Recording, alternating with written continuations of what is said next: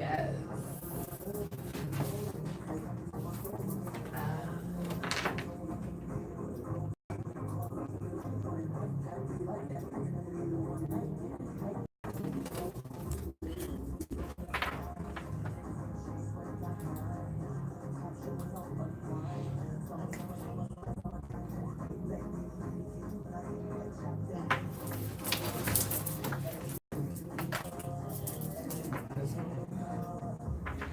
So we're gonna go on and right after this. Hey you guys, hey YouTube. So I'm on YouTube right here. What's good? Danaya Azure Radio. So we are here with Shay G, who just does so many amazing things. Yo. And he is also brought a fabulous queen. Miss Brittany Watkins in the building. She is a life insurance sales agent. So make sure you guys tune in. It's going to be an amazing show. We got T-Rock going on right now. You guys have seen him. T-Rock is the one that performed live. Just created a dance right on the spot. Super awesome. So we got some really dope stuff coming up for you in just a couple minutes. Make sure you guys stay tuned.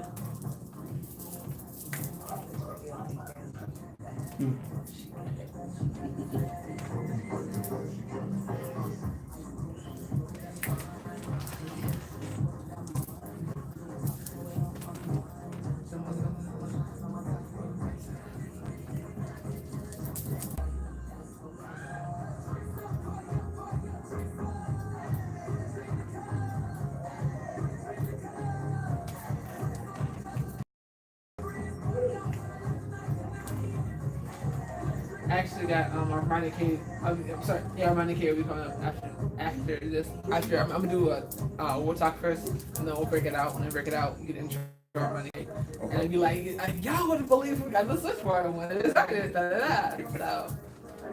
So you said, So we're gonna come in right after the song and then talk for a minute. Then I'll play then you can introduce Armani K, and then I can be like, hey, we come in and we found out that we have one of his artists in the switchboard. Now we're gonna have her in for an interview, all that kind of stuff. So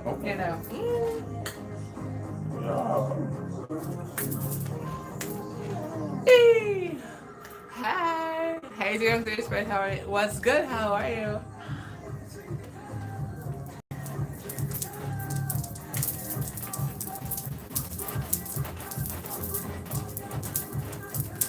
you get me. I love this song. It's such a fun track. I was like, oh my god. I was super excited when you say that. I was like, what?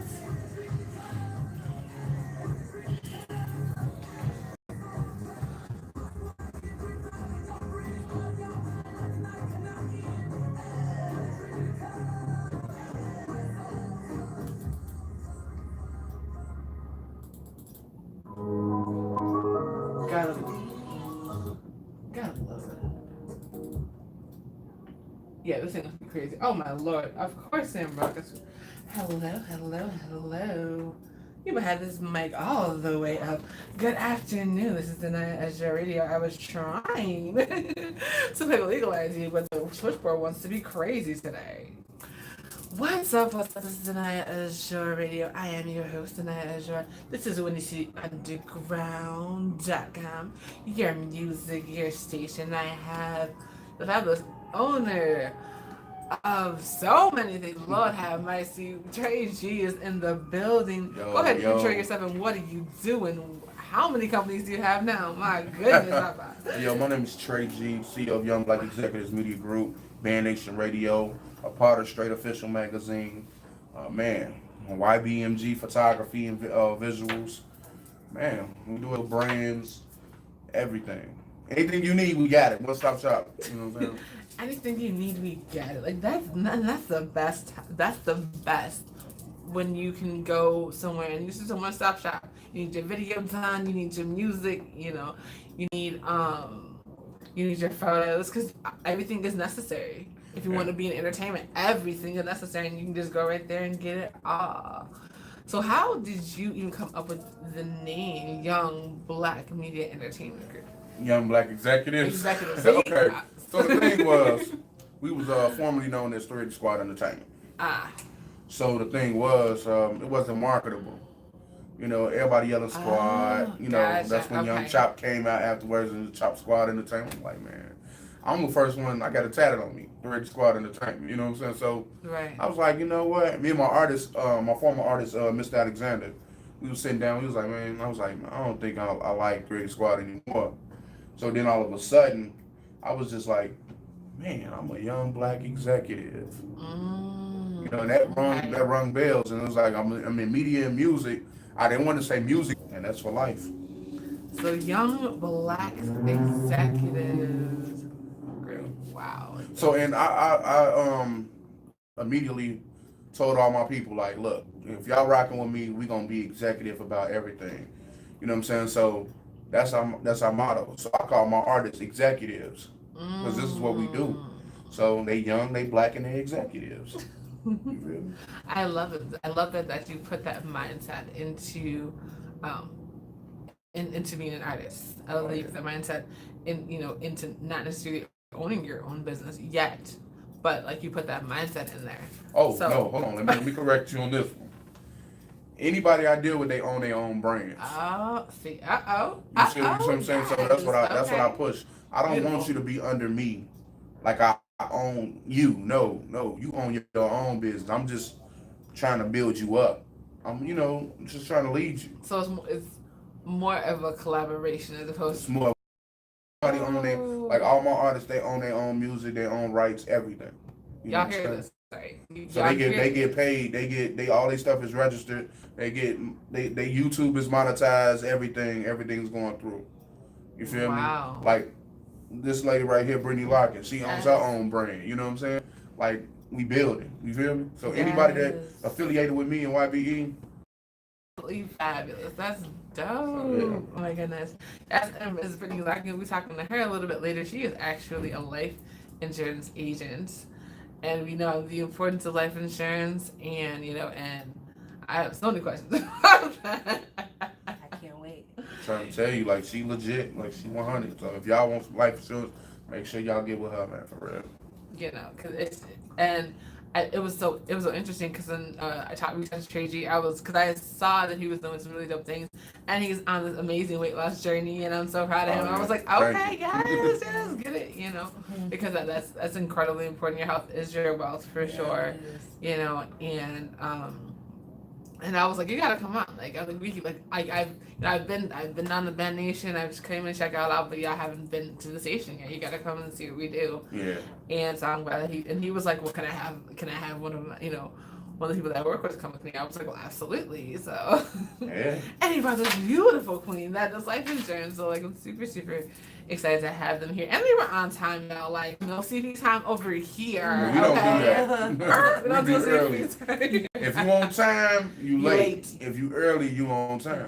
And that's the best kind of mindset to keep. I think.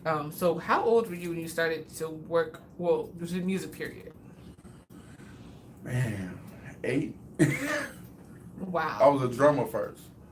I started off playing Really? drums, and then I moved. I went to Lincoln Park High School. I was section leader all 4 years of the marching band. So yeah, since freshman year, and killing. Then after that, I went to drum corps. I marched in Racine Scouts Division 3. I was center snare. So I was able to travel all over the United States. Like I done marched on the Indianapolis Colts field, the Patriots field, the Bears, the Denver Broncos. I didn't like traveled like for 3 years straight. Section leader. That's Yeah. So incredible. after prom, I wasn't able to go to Great America. I had to go on tour the next day. You know what I'm saying? So yeah. So I did that, and then I taught at Kenwood Academy for 7 years with no degree. I was their band instructor, like their band, like marching band, drum instructor. Wait a minute. You taught at Kenwood? Yeah, if you look on YouTube, you see my drum line. So... Yeah, I did that for 7 years. I did 3 years of volunteer, and then they paid me for the rest.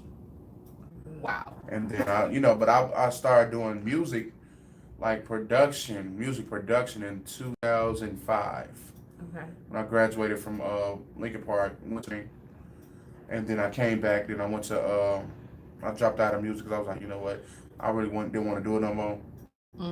People do that. You get a drought, you don't want to do it no more. Yes. So then I went to Westwood, tried to do criminal justice. My big self ain't gonna be no cop. Where?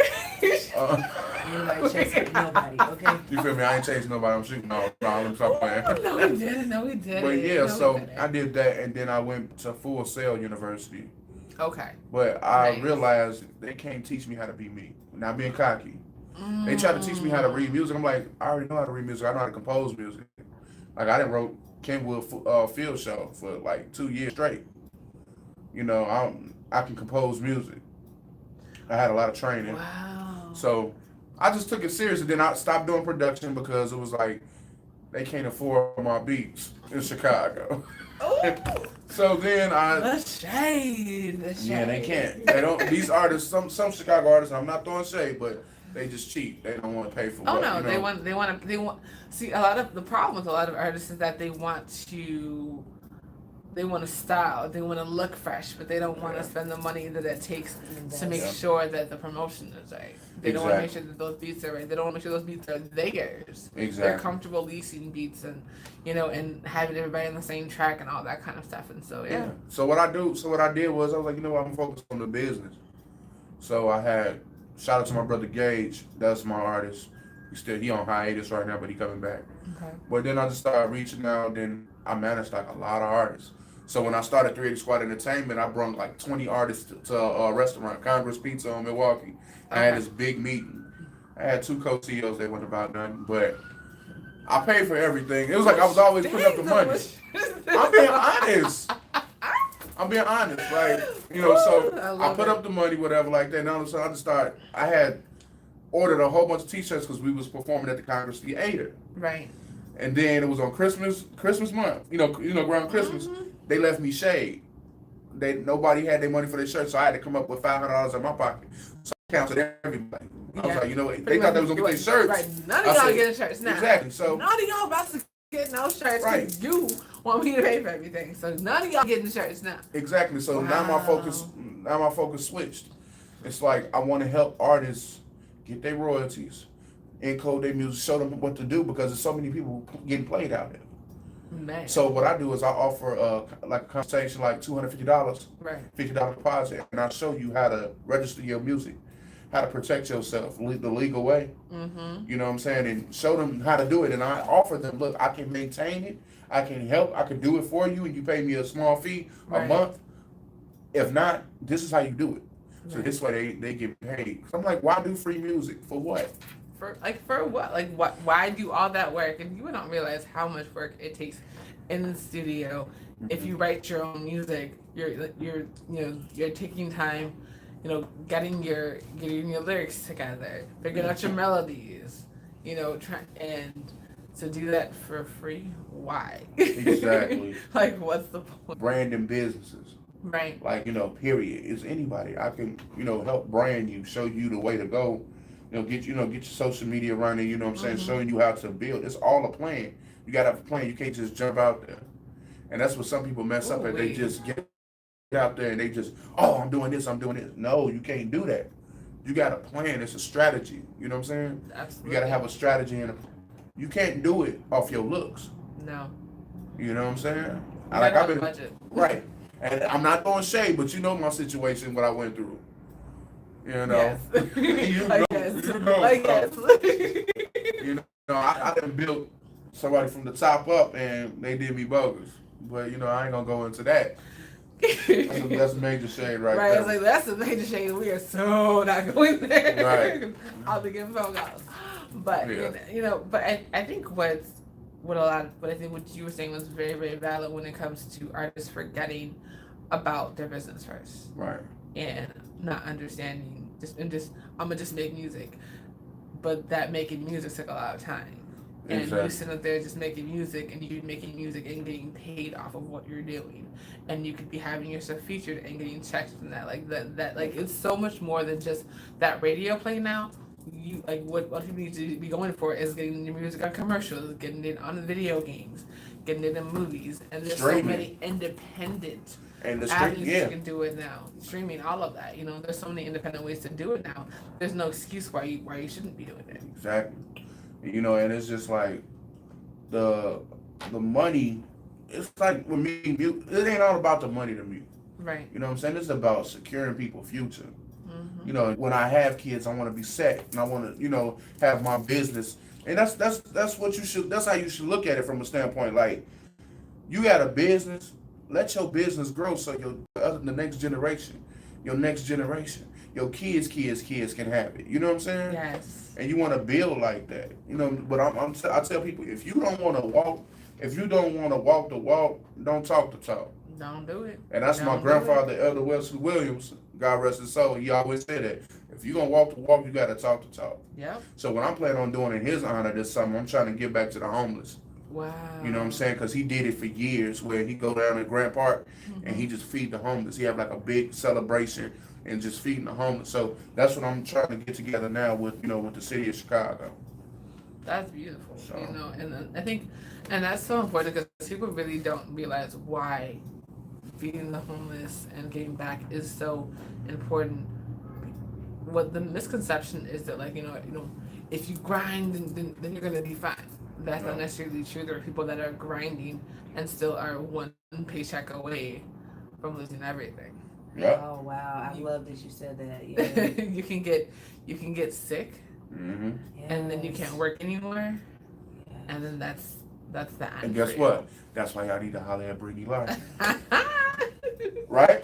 Yeah, Yeah. absolutely. When she said that, I was like, this is absolutely what I talk about so much, is that the life insurance aspect and running into those, unavoidable, life experiences. We see more and more people who are getting sick, younger, you're not able to work. And I always point out to people, your work insurance and your companies, when it comes down to their bottom line, they're not going to keep you on, and then you're going to be out there, your bills are not going to change, but your income will change, and you still have to provide for your family. So you have to make sure that you have those things in place to kind of protect you from all that. And it's out there, we just don't take advantage of it. Very true. Yeah. And I think when it comes to life insurance, it's a tricky situation because a lot of people don't want to think about that,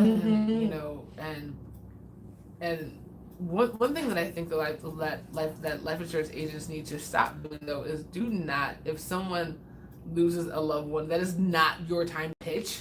Oh heck no. And I've seen that on multiple occasions, I think, and then like and the shade is always, oh well, GoFundMe is not life insurance. Now, if a child unexpectedly died and you didn't have time to get life insurance on them yet, like, you don't do it at birth, you know what I mean? Yeah, like, yeah. And so, like, to shame people into not doing it is disrespectful. Yeah. And, and there are different ways to go about it. There are ways to say, you want to make sure that you have stuff ready for the future. You're not doing that when the kid's like 5.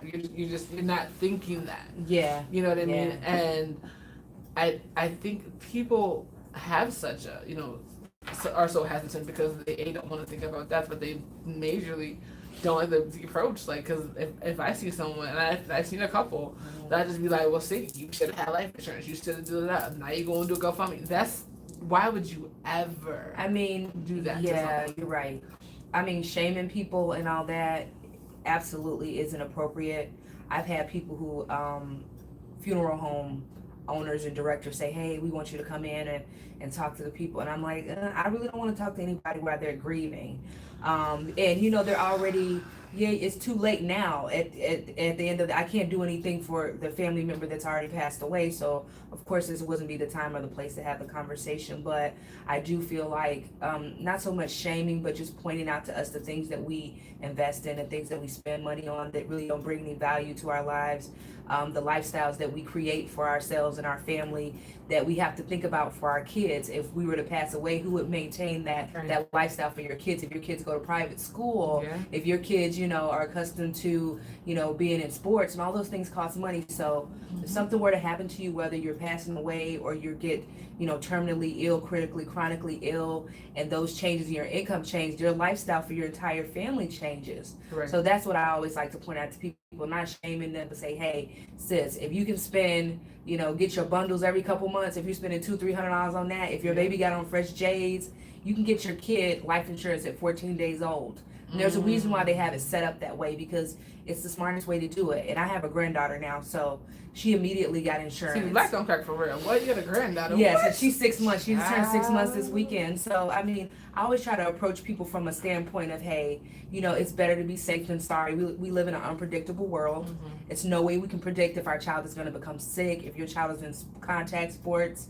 Anything could happen. Yes. These schools are not liable if something were to happen to your child. Then I've seen stories where kids become paraplegics and they're in wheelchairs and they need around the clock care, and that falls back on you and the importance of it, without being like you don't have your stuff together. But essentially, if you have assets and you have a home and you have overhead and you got people who depend on you, you definitely need to have life insurance, and not just what your job is going to give you. That's simply not enough.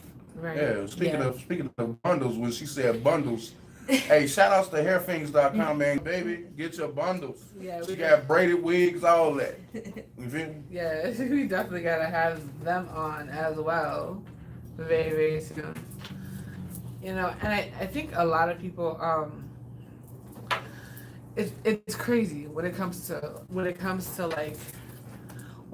hair, when it comes to nails, when it comes to clothes. People are really quick to spend on that, but they're not as quick to spend on something that will affect them. I know, like with us, my mom passed January 20th, and Sorry for your loss, baby. my biggest problem with this whole situation is that when I thought the life insurance thing was in order, but it was through my dad, not my mom, which is a whole other conversation. But my biggest problem was that, from what I understand, the rule is that you have to make sure that you're alive for 2 years in order to get it. The person that I was talking to is one of my boss's friends. So like, I'm trying to be calm, but I'm sitting there and thinking, we've been told 1 to 2. We can't guarantee you 2 years. Like, what do you mean? Yeah. You know, I really do think that it should be it should be a year, because it's like I'm like, because she died. It was like it was like a year, maybe 3 months. You know what I'm saying? Yeah. So it's like, I was like, you're telling me that we just found this out. Was your mom was she like cancer or something? Yeah, she had. So we found out that they said by the time that we found out that she had it for 10 to 15 years. They don't know exactly when, Wow. but they said it was hiding for so long. And so by the time we found out, I was like, all right, well, because we talked about it anyways. But she had gotten insurance pretty much 2 years before she knew she was sick. No, like I said, we just found out, and that's when I was talking to someone. Right. So like, and they're like, oh, we can't guarantee 2 years, and we can't even do it. And I'm just like, seriously? Like I said, I wish I had known you, love. I just wish I had known you. I meet people all the time who are in situations like that. My friend's dad had brain surgery. He had like a mass. Yeah. I was able to get him same day immediate coverage before that even showed up on his MIB. You have 30 days from any diagnosis to get that application in before anybody knows that it exists. So I tell people, hey, if you feel a little funny in your body, you feel like you need to go to the doctor, something ain't right, get your policy first. Don't let them prescribe you any medication and you feel it, because once you feel it, it's attached to you forever. They're going to ask you and they're going to research, okay, what was this medication prescribed for? Things like that. But yeah, it happens like that, and I'm so sorry you had that experience. You know, and it was just like, and I guess because we talked about it before, and she was doing ERP for a while, and then had to fall back on something, you know, and it was just, and it was sad because, that's already a traumatic experience to go through that, you know, and some people are like, well, and I didn't even tell a lot of people, because my biggest thing was the fact that I didn't want 10,000 people telling me how to quote unquote cure it, because I would have been mad. I'm like, because we knew it was terminal. That was the first thing we were told. Once we got to the right hospital, because the first hospital didn't know what they was doing. Like, we had to leave there because when we found out transfers to the liver, I was like, okay, y'all are not doing anything and you're not helpful, so we're gonna have to go ahead and get away from y'all. Shout out to Luna Masonic, because they were amazing. They were, from the day we walked in, they were just so caring and loving, and they embraced the family and all that until the very end, and that was just super dope. Gave us like an amazing hospice group. You know, I chose hospice at home because I don't like people that don't know what they're doing, and if I can't watch you, Absolutely, it wasn't especially when gonna it work. comes to your mama, girl. Orange is not my color. I'm 6'2", if I come in there and I start throwing stuff, it just don't look right. So to avoid that situation, I was like, shit, like y'all can come to the house, but I'm not putting her anywhere. You know what I'm saying? You know, so it's the last month of her life she spent at home, and she was happy up until the very last week, and that's when she was, you know, getting into that pains, and you know, and she deteriorated so quickly. It was crazy because I'm like, because like I said, you the week beforehand, we're chilling. Like I had just finished school here actually, January 10th. Her birthday was the day before. She just turned 65. Just turned 65, and so I'm like, well, hey, you can legally retire. You know what I'm saying? Mm-hmm. She was still working, but she had retired a while back, and she was just doing costume design and whatnot. Oh wow. Yeah, cause she had cleaning business that she was doing for a while, but then when, you know, the chemicals were getting to her and whatnot, so I'd love to figure out something else. I would love to figure out what it was that caused it. But she also did cancer research when she was younger as well. So there's multiple things that could have caused it. We never really found out exactly what it was, but it was just more of the fact of like people would be like when she'd go out, she'd be like, she doesn't even look sick. What do you mean? I'm like, seriously? You do know that we prepped and like made sure that she looked put fine. Together. Yeah, you took your mom out the house looking. Hello. Yeah. And she was a diva, so what you mean? Like, right, you know, never that. I know that's right. That was not even an option. They got to find a cure for it. Cause I lost, man, like I said, I done lost one of my good friends named Christmas. Yeah, his real name is Christmas. His last name is Christmas. And I lost my cousin, and then I went to go visit the grave of Christmas. Come to find out, I forgot they buried it, you know, in the same, you know, it hit hard, you know what I'm saying? Yeah. And my father, he had cancer on his pancreas and his kidney. They was able to save it. Wow. Save him. Oh my God. But he's still going, you know, they say he'll never be the same. Like he won't gain his weight back. He's on enzyme pills, you know, stuff like that. But it's just like cancer is a crazy disease. Yeah, it's running rampant. Yeah. My sister is a 2-time cancer survivor as well. And I really believe it's just our diet. I really believe it has a lot to do with the things that we eat. Mm-hmm. And even when they tell us the pesticides and stuff that they treat our food with as it's growing and stuff like that. And we have all these carcinogenic things that are playing into what we take in every day on a daily basis. And I really feel like that's the main reason why these policies are including these riders in there. Yep. Because the critical and chronic illness is creeping up on people way, way faster. Absolutely. You know, and it's just crazy because you never really want to think about that. Absolutely. You never really want to think about it, and it's not even like it's so easy to catch. It's just the fact that it happens. So by the time you get it, it's too late. Yeah, absolutely. And people can say all day, you know, well, you know, this will prevent it and that'll prevent it, but you can't prove it. You can't. Just like people who don't smoke get lung cancer. You see what I'm saying? It's like so many things out there that we breathe in. I mean, even on like, you know, an air freshener in your car, it has chemicals in it that you know it's not healthy for you. So exactly, we can't pinpoint it, but all we can do is protect ourselves to where in the event that something does happen, stressed and dealing with our health and trying to take care of ourselves. Exactly. You know, and it's hard. It's not easy by any means. Yeah. And so you kind of just gotta get to the point where you're protecting yourself. Yeah. You're protecting your family. Yeah. You know, and yeah, it's hard. I know it is, honey. I couldn't imagine how you feel right now. It's very fresh. Goes out to you, you know. Thank you. I meet so many people who I either talk to before or after the fact, and sometimes I'm trying to, well, the money aspect of it. And that's why I say the younger you are when you get your coverage, you're healthy. It's the best time to get it. You know, we pay car insurance on a car just in case we get hit. And if we never get hit, we don't get no money back. We don't call the insurance company like, hey, I've had this insurance for 20 years. I've never been in an accident. Do I get any money back? No, it doesn't work like that. And life insurance is the only thing when you get something back in exchange. That's your safety net. You know, if you pass away, there's no guarantee that your child will get Social Security benefits. Look at the state of our, you know, our economy and anything related to government funding anything is at risk.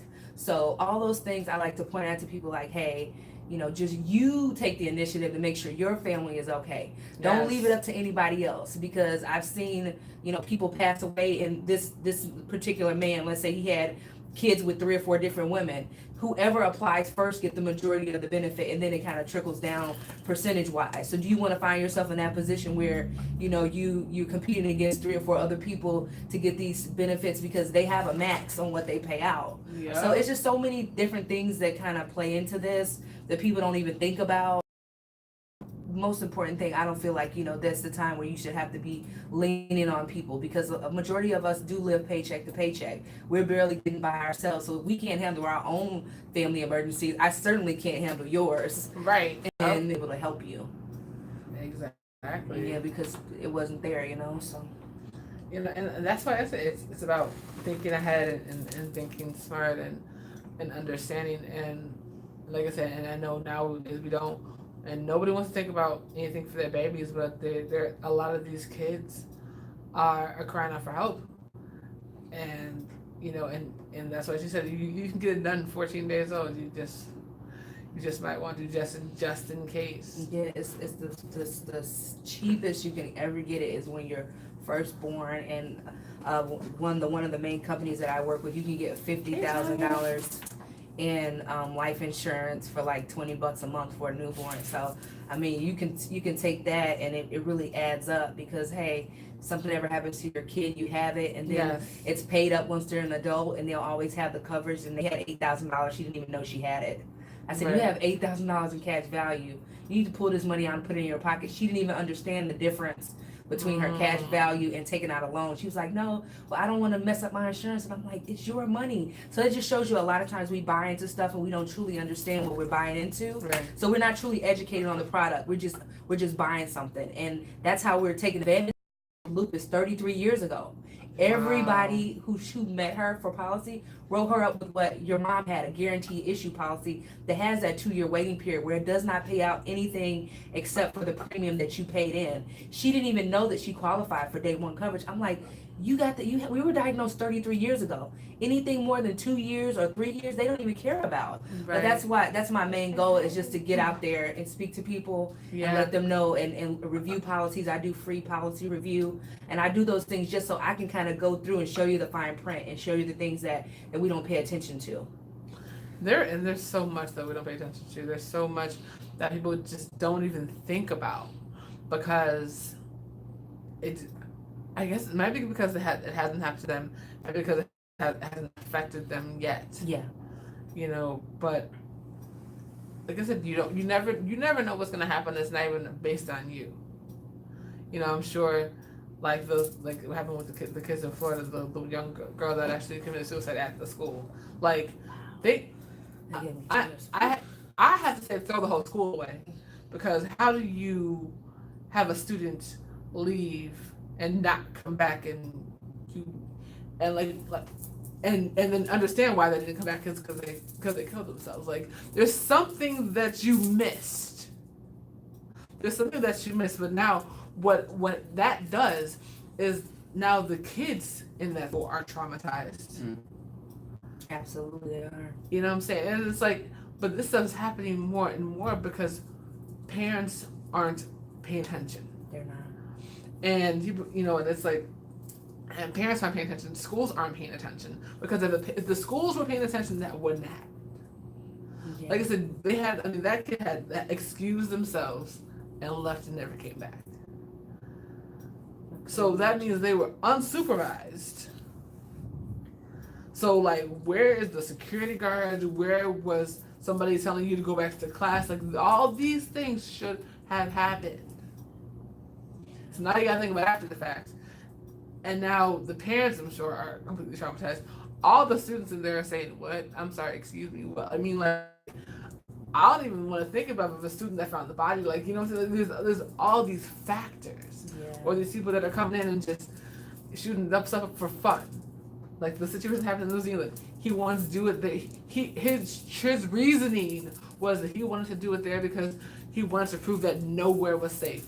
Really? But see, the thing with that is, like, I see it from a different point of view with the whole concealed carry situation. I think they need to start, like, I just took my class this past week, and they were saying that you can't carry at certain places. But one student, I ain't gonna say her name because she said that, hey, I'm gonna carry mine on campus because you never know. It's dark outside. You know, you gotta protect yourself. Yes. She said, well, what about these people out here carrying guns illegally, but I'm carrying mine concealed and they shoot me? Then guess what? I can't protect myself. You see what I'm saying? So they need to, Yeah. I think they really need to, it's real. And coming to find out, it's a lot of stuff that I think is not fair when it comes to the concealed carry. Because they taught us some laws that you will be like, wow. Yeah. Well, here's the here's the issue. We know that that concealed carry doesn't apply to us because when things happen, all of a sudden it's not, well, they had a license. It's, oh, that thug did blah blah blah. You know what I'm saying? Like that's always the first reaction. So it. Yeah, So the gun it's laws. so. Yeah, the gun laws were not for us. Oh, please. And then on top of that, I know in certain states, because I come from a commercial insurance background, so we cover pretty much every conceal and carry. They have to have certain insurances in place to cover them depending on the state. Mm-hmm. And they would tell them, hey, if you're going to shoot, you got to shoot to kill. You have to be like your life was in immediate danger. It can't be, oh, I'm thinking, because, me being, oh, I don't want to hurt anyone. Oh, I'll just hit him in the kneecap. I'll just slow him down. I just want to leave him alone. But no, that person could actually sue you.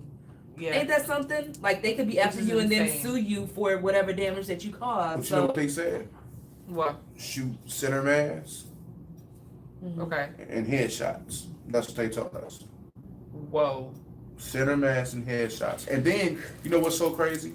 I had caught I was doing armed security. Right. But I caught a gun case in 2011. Listening to them yesterday tell me that, and these are white people, they was like, they was out of line. You shouldn't have had to serve no time. You was supposed to get out of that jam. Yeah. I had all my credentials. Right. They even made the state police come raid my house. What? They came and they had cars, they had cops everywhere. Because you're a black man, bro. And guess what? They told me, they was like, well, you don't have a record. So, but the thing is, you have to turn your FOIA card in. But I don't have a record. I'm confused. Because I was on probation. So they said they sent me a letter stating that I had to turn my FOIA card in and turn my other firearms in. But I'm like, I have my credentials. I have my 10, my FOIA, my FAC, my PERT card. I have all that. But the guy yesterday, he said, and he was a SWAT member. He was on the SWAT team. He said they wasn't supposed to do that to you. Wow. But, I'm black.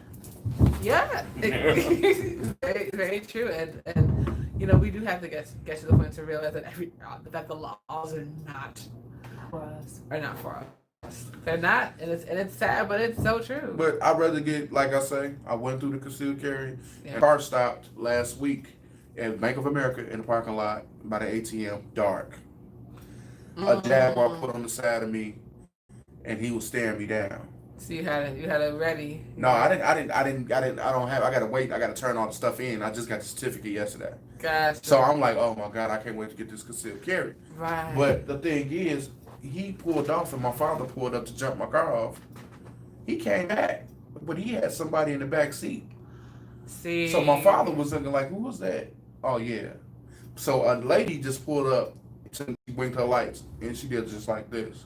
So she was watching for us. Wow. I'm like, man, this world is crazy.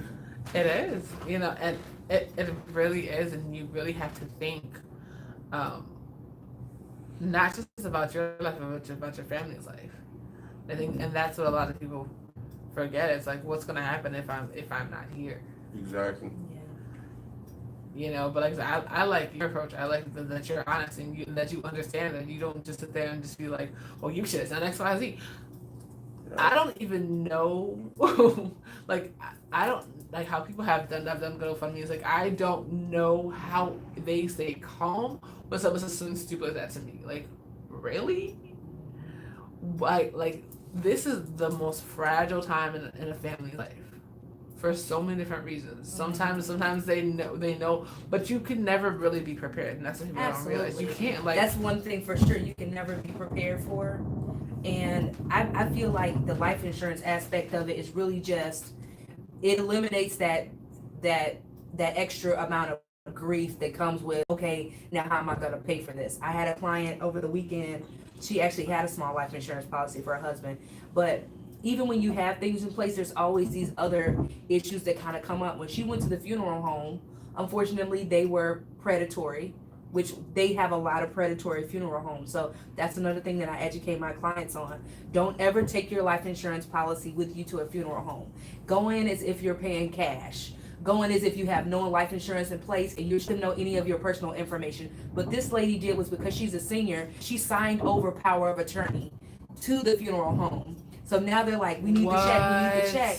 So we had to kind of get in and kind of figure out what she had done and see how we could undo it and have the body moved to another funeral home and pretty much have everything done. And then that funeral home itself wanted to charge her storage because the body had been there since it was picked up. So these are the things that nobody tells anybody about. And like you said, for your mom went into hospice. There's, riders within the policy. When you go into hospice, if you're still paying on that policy, they waive the premium. So you don't have to, that's one less thing that you have to worry about. So there's so many different aspects of it that people don't know about. And that's like my goal is just to put it out there so everybody will know. Like, you have to be careful. You have to know that, these funeral homes are in the business of making money. So anything that they can do to upcharge you, this bouquet of flowers is lovely. It's $400 when you could probably go to a flower shop and get it for $100. So everything is upcharge. Everything is, they're trying to add it on. And then, you're just thinking, okay, I just want to get this over with. Is you telling me, okay, this is the lowest I can get it, $8,000, $10,000, okay, fine. When really the casket, if it was $2,000, it was probably literally like $500 had you bought it wholesale. But there's all these little things that you don't, and nobody have time for that. Think about it. If you're grieving, you're like, oh, I don't want to call these people and then call these people and do this and set that up. So that's what my job is. I'll come in. I was working over the weekend with these people, like, because you trusted me enough to handle that part for you, making sure everything was in order. So I'm not going to leave you hanging when it's time for you to actually, work the benefit and see how all this stuff is. I'm going to help you. I'm going to call the carrier for you, make sure that, you get everything. Even if I have to go get the death certificate, I've done that too. Wow. So I do whatever I can just to kind of ease their mind, because this lady, she walked into her husband's room and he was gone. So, I mean, she's dealing with a lot. You never leave people hanging, and you got to do your best. That's why y'all need to hit up Brittany Larkin. That crazy, the one thing we did talk about, we talked about the fact that I wanted to be cremated, and so we made that happen, and and we went through an organization through the hospice care and whatnot. So we didn't even, because I wasn't even trying to deal with all that. Like, I was not trying to pick out a casket, all that stuff. Like, I've heard about how much of a headache that can be, how much people trying to charge. I wasn't even trying to have that conversation. So we had that conversation a long time ago. And she was like, look, just cremate me, we good. She's like, and she was so funny because she was she's like she wanted a memorial at my aunt's house, and she wanted chicken wings and pina coladas. I love your that mama. was the request, and that's what we did. And she wanted my cousin to sing, and that's what we did. And she was like, I don't want nothing big. I don't want these people that ain't talked to me in 20 years coming through. No. Oh, wow. Just family. Like, it was dope. I had my family, my cousins came in from around the country, and and it was a really celebration of life. Celebration of life. It really was a celebration of life. She was a dancer. She was a show producer. You know what I'm saying? Like, she started careers for belly dancers. So, like, Well, I can belly dance. I love it. You know what I'm saying? Like, so it had to be something that was, that was happy, and she didn't want y'all crying. She wanted y'all to celebrate her. Yeah. That's amazing. I put the memorial video together. Lord, was that the hardest thing I've ever done in my life? I'm sure. But the plus part was, like, my family got to really see, like, what they missed, because they hadn't really been to the shows and all that kind of stuff, and so they got to actually, like, see us in action. Because I started dancing when I was like 6, and I've been, like, on and off since then. But I was, like, heavy from 6 to like 16, traveling the country belly dancing. Wow. Yeah. Me. Teach me. So, Man. you know, so I'm gonna get back into it. You know, because we still because now like we have her dance costumes, like I use them a lot for like models and actresses and whatnot. You know, because it looks amazing on camera. That was the whole purpose of her doing the dazzlers, because it looks good on camera. And she was a bigger woman, so she was like, "Well, I can't." It's like, guys, like I can't afford this stuff, and y'all ain't making what what this makes me look good. So she made stuff that specifically looks great on curvy women, and Hey now. shutting it down. I mean, she did over 1,000 of them. They're been sold internationally.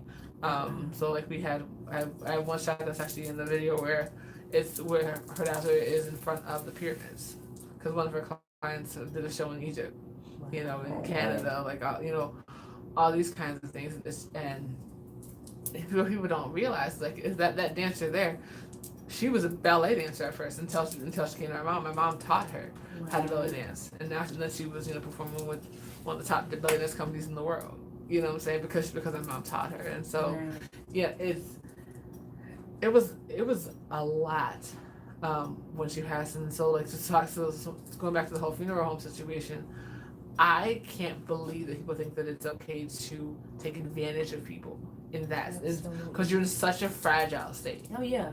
Because you're, especially like for parents burying their children. Like the last burial I went to, I was 18 years old. Mm-hmm. The kid that got killed was 16.